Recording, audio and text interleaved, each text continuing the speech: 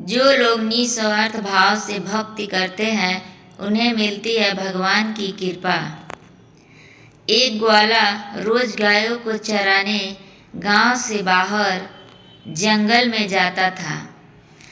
जंगल में एक संत का आश्रम था।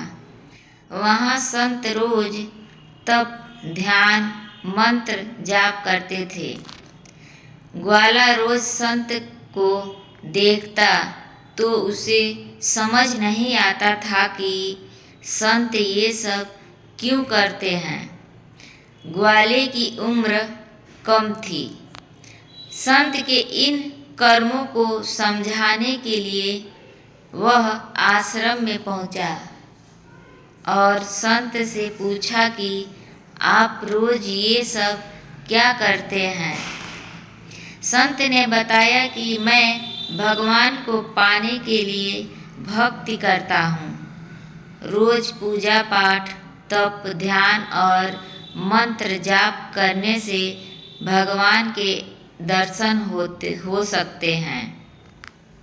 संत की बात सुनकर ग्वाले ने सोचा कि मुझे भी भगवान के दर्शन करना चाहिए। ये सोचकर ग्वाला आश्रम से निकलकर एक सुनसान जगह पर पेड़ के नीचे एक पैर पर खड़े होकर तप करने लगा। कुछ देर बाद उसने सांस लेना भी बंद कर दिया। ग्वाले ने सोचा कि जब तक भगवान दर्शन नहीं देंगे मैं ऐसे ही रहूँगा। छोटे से भक्त की इतनी कठिन तपस्या से भगवान बहुत जल्दी प्रसन्न हो गए। वे ग्वाले के सामने प्रकट हुए और बोले कि पुत्र, आंखें खोलो, मैं तुम्हारे सामने आ गया हूँ।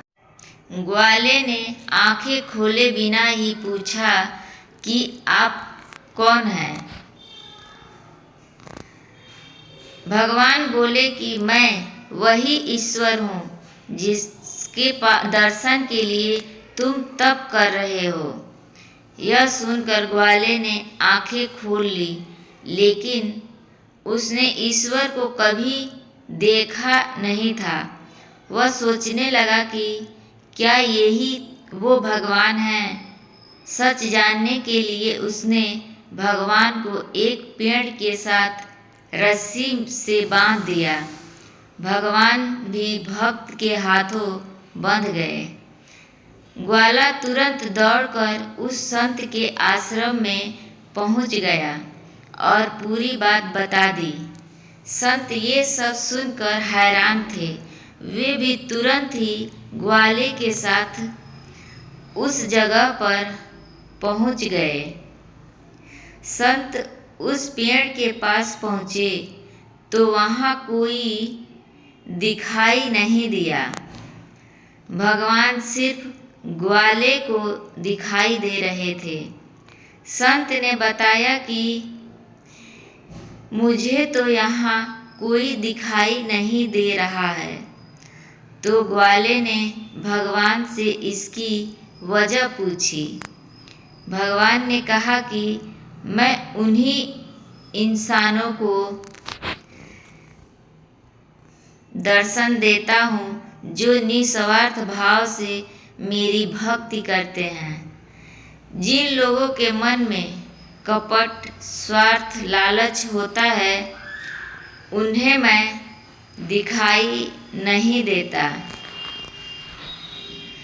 इस कहानी से हमें यह सीख मिलती है, जो लोग भगवान की भक्ति निजी स्वार्थ की वजह से करते हैं उन्हें भगवान की कृपा नहीं मिल पाती है। निस्वार्थ भाव से की गई भक्ति भी सफल होती है। धन्यवाद दोस्तों।